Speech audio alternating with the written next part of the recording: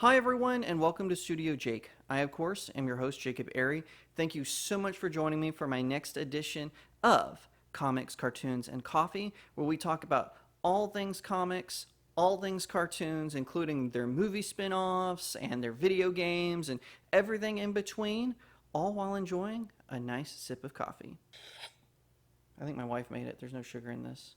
All right, so if you're like me, you are a comic book fan. That's why you're at this channel, right? So I wanted to talk about the Matt Reeves Batman trailer that premiered at the DC Fandom.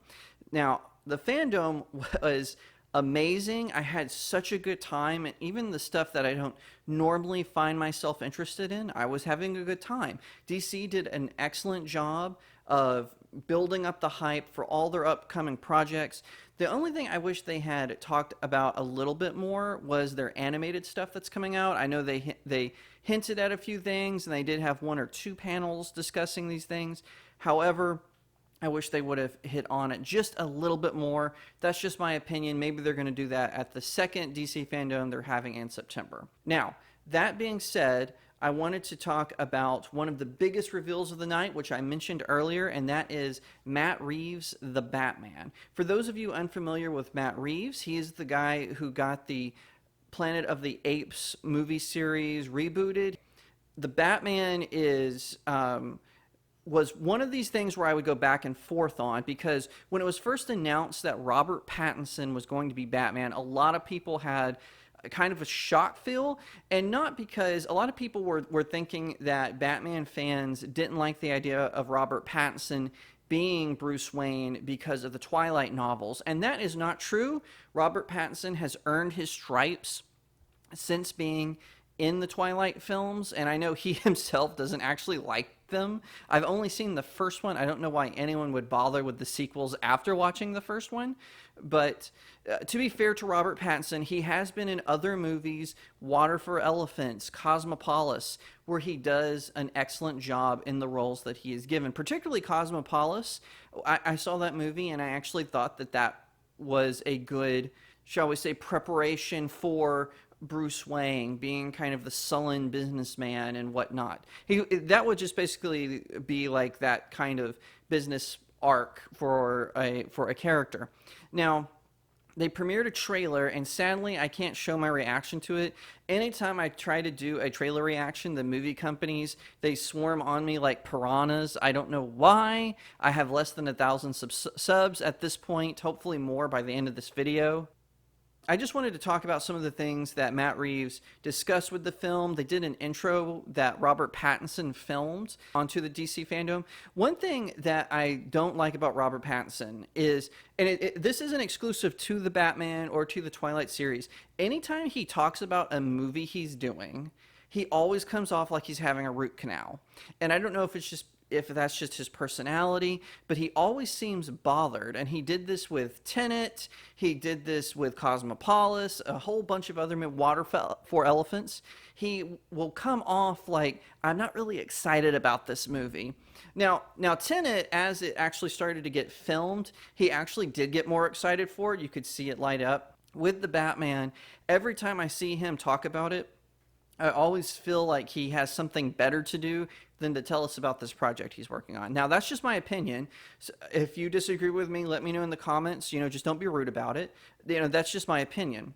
Now, that being said, after I watched the trailer, I do think Robert Pattinson was a good pick for this movie. I'm not saying he's the perfect pick, but I think he's going to do a good job with this movie. You can really tell that he's studied Batman as a character, particularly his early days. Now, some of the stuff Matt Reeves said about the movie got me excited. And again, when I was hearing about the casting, that Colin Farrell, he was going to be the Penguin, I was like, that's kind of a waste of Colin Farrell's talent. I would love to see him as, a different villain. They should get a different person to play the Penguin. But then I saw the trailer, and they have there's two scenes where you see Colin Farrell as the Penguin, and they've got him in the prosthetics, because Penguin is kind of a portly fellow, and he's got the sharp nose. And I was like, oh, okay, I actually see that this could work. Same with Zoe Kravitz as Catwoman. I was very hesitant to see her as Catwoman, not because I don't think she's a talented person, I just couldn't see her as Selena Kyle. But again, after I watched the trailer, I can see it now. I see how it works. She's got kind of like an early version. It looks similar to the year one costume, just a little bit more homemade.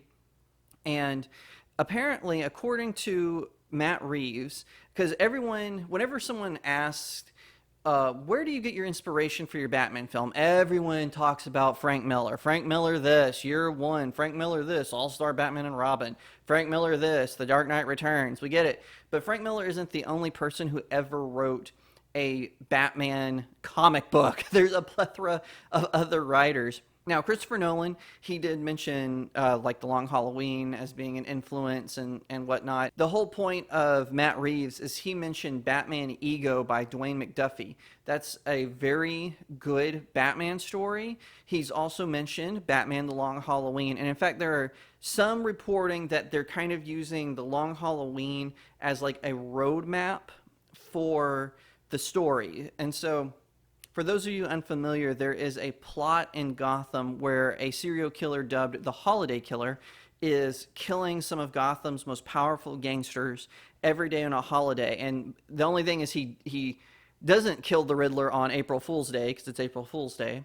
And it kind of shows how Carmine Falcone, who is Gotham's biggest Don, he was a character in Batman Begins, of course, how he has to turn to some of the crazies. So he has to work with Poison Ivy, he has to work with Scarecrow, he has to work with the Mad Hatter, he has to work with the Riddler in order to take his city back from the Holiday Killer. And so it shows how the Gotham City villains really... I've talked about this before on Kelly Campagna's podcast, You Got It. It shows really how they infect Gotham City because they're just forced to, and Gotham City is sick, and they are the symptom of the disease that infects Gotham City. And so it looks, though, like instead of using the Holiday Killer, Paul Dano is going to play the Riddler. And Paul Dano, I actually think, is an excellent pick for the Riddler. Of the casting decisions that were made for this film, this one was the best. Paul Dano, he looks the part, he sounds the part, he sounds incredibly creepy. So that's my overall reaction to the movie. Now, I did talk to my sister, and she is also a Batman fan, though less so than me. She's more into like Sonic the Hedgehog and Jane Austen and stuff like that, but she does like Batman. And we were talking on the phone, and she was like, it just looks so dark. And I'm like, well, yeah, it's a Batman film, it's supposed to be dark. But one thing we have to remember, whenever the actual movie trailer comes out, it'll probably be very different from this teaser trailer that they showed at DC Fandom, because the movie is only about 30% done. They had to halt production because of the My Sharona Cyrus, as Viva La Fry calls it. Warner Brothers had to stall production. So originally, my understanding was they were going to continue production either in New York or in California, but they couldn't, and so England has opened back up, and Matt Reeves is continuing production in Liverpool, which I think is pretty cool. You know, a lot of Batman films use London. I believe they filmed The Dark Knight mainly in Chicago, and you can actually see Chicago buildings in some of the wide shots of Gotham City in The Dark Knight. I believe I had a friend who was from Chicago, and they would always tell me that you can see this building, you can see that building in The Dark Knight. So all that to say, we have to remember this movie is only 30% done, and in production a lot of stuff gets cut, a lot of stuff gets whacked away. You know, this is what happened to the Suicide Squad. As much as people don't want to hear this, when it comes to the original Suicide Squad, not the one James Gunn is doing, but the one David Ayer is doing, there is no David Ayer cut. That movie got chopped up, and David Ayer defended it, and even defended the extended edition, and now he's all upset because Snyder, he won, he got the release of the Snyder cut. So when the movie actually goes into production and it finishes all the filming and they go into this movie could be very different. Another good example of this is the movie with Chris Pratt and Jennifer Lawrence. The movie is called Passengers, and if you watch the trailer, it was released before the movie had been through post-production. Then you go to the theater and you're like, whoa, this is confusing. This isn't what the trailer promised me, and it's because it got a little changed in post-production after pre-production. And the same thing could happen in the Batman as they're editing it. Once it comes out of that phase, once it goes out of pre-production and into the actual filming and then into post, we could see a very different film. Now, some people are concerned because there's a scene with the Riddler's costume where he looks kind of like Hush. Now, Hush is a totally different character. He did work with the Riddler, but there was this animated film that came out that combined the characters and made the Riddler Hush, and it was not well received by fans. I thought the twist was kind of lame when I watched the animated film. I don't think they should make the Riddler Hush. I think Hush should be his own character. That's just my own opinion. If you disagree, let me know in the comments below. But hopefully they won't do that. If Hush is in this movie, or maybe a precursor to Hush, it'll be a different character. I really hope that they just keep the Riddler Edward Nygma. Whatever the case may be, this is not an origin movie.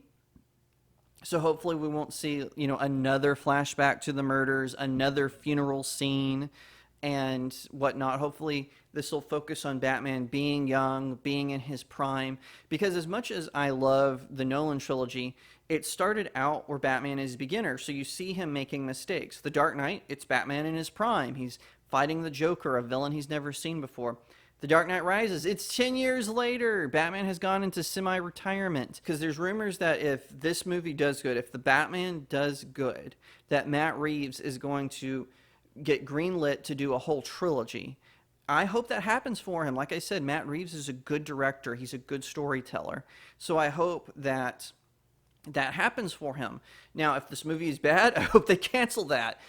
I have to say, I'm a little tired of character studies. There's like this new phase in movies. Martin Scorsese was doing this, and James Cameron is doing it. It's not just in comic book films, where they want to turn everything into a character study. I'm so sick of character studies. I just want to see a good adaptation of my stories. I want to see a good movie featuring the Batman. And right now, animation is winning.